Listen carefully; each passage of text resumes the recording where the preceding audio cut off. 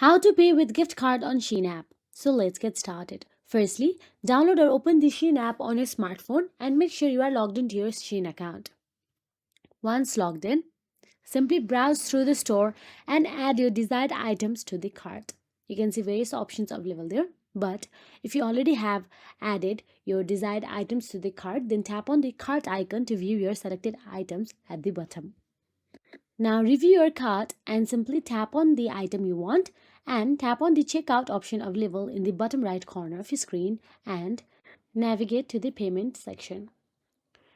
Once you tap on the checkout, make sure that you fill in or confirm your delivery address. And once done so, under the payment section, look for an option to enter a gift card or coupon. You can see gift card option available there. Simply tap on it. Once you tap on the gift card, all you have to do is enter the PIN and tap on the apply to redeem the gift card value.